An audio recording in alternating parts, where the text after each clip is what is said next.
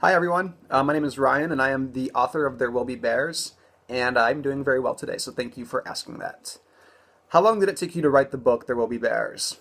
I wrote the rough draft for Bears in about a month, and I spent the next 3 years rewriting it and revising it and having fellow authors and readers give me some suggestions on how to make it better.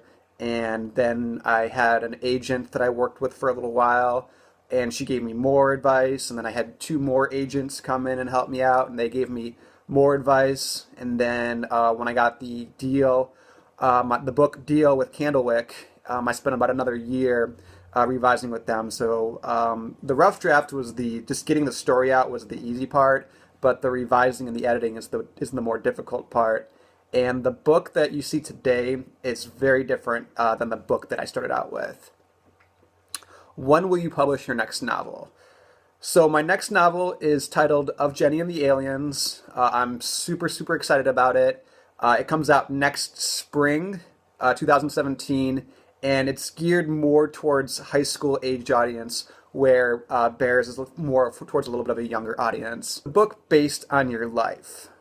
Um, the book is actually based on two stories that I had written or that I had an idea for previously that I kind of combined together.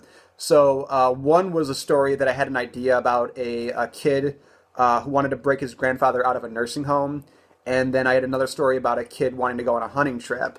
And none of the two stories didn't really have much meat on their own. They didn't really stand on their own. So when I had the idea to combine the two stories together is when I had a really good idea as to what I wanted to do. And so yeah, it was about a kid busting his grandfather out of a nursing home to go on an elk hunting trip. So that's how Bears was born. Have you been in a situation like in the novel? I would say if you're referring to the field dressing parts at like the hunting trip, yes. So when one of my friends, he offered me a job to work at the elk hunting ranch out in the Grand Tetons in Wyoming, and it was during elk hunting season. It was for about we were there for about 2 months, and my job was to when a hunter would kill an elk, you had to get all the meat out of the park, and so it was my job to go out on horseback and to cut the head off, clean all the innards and guts out, do the field dressing part basically, and cut the elk in quarters, and then pack it onto a horse. So I've actually never personally hunted myself, but I've got to see all the kind of like what's involved with the process. How old were you when you wrote the novel?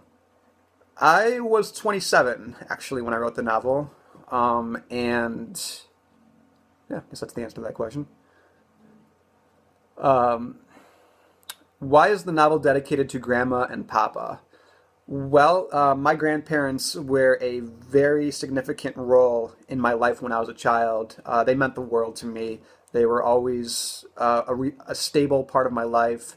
They took me on vacations, and they were just, I couldn't have asked for better grandparents. So when it came time to do the dedication, I didn't even think twice about it. I just knew this book was for Grandma and Papa.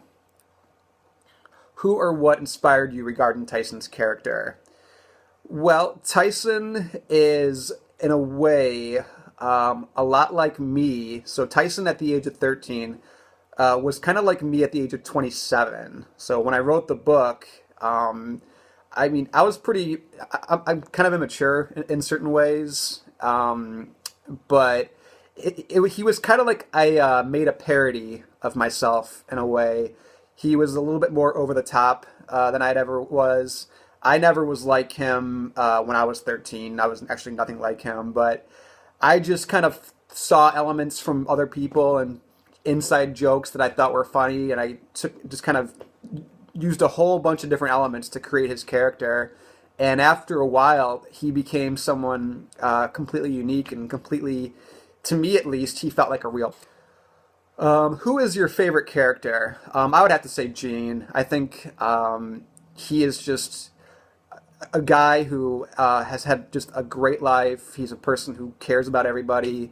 There's a reason why Tyson, in my opinion, looked up to him because he was such a strong figure in his life. And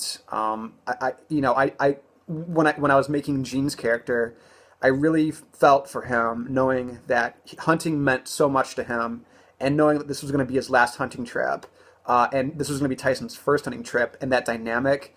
I think it really made something that I liked I liked Gene because even though I know Gene isn't based on anybody in my life, but I like what he did to bring up Tyson's character. So, is your grandfather anything like Gene? Well, kind of going in with that last question, my grandfather really he's definitely the similarities between Gene and my grandfather. Well, one, my grandfather's middle name is Gene, so it was a little bit of a homage to him. But my grandfather didn't like hunting. My grandfather really was more into golfing than anything else. So I didn't base Gene off of my grandfather personally, but one of the guys that owned the ranch that we worked at was kind of that just roughneck, kind of just, but really fun-loving guy. And so he was actually, Gene was based on more on him as opposed to my own grandfather. But again, like with Tyson, Gene really is a combination of a lot of different things. And there's no one person that directly in my life made Gene. I just try to find elements that worked to create his character. Have you ever shot an elk? No, I've never actually done hunting myself.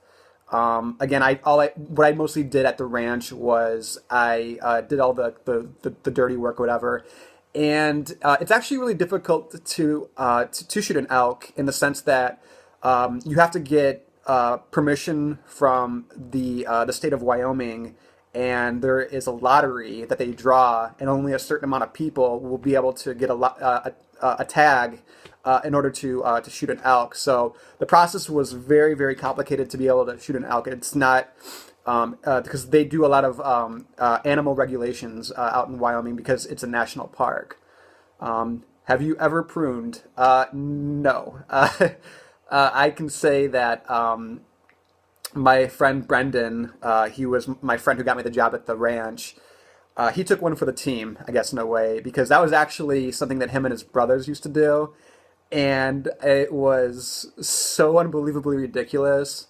And because he told me, like him and his brother would just drink vast quantities of prune juice. And I just thought that was so ridiculous.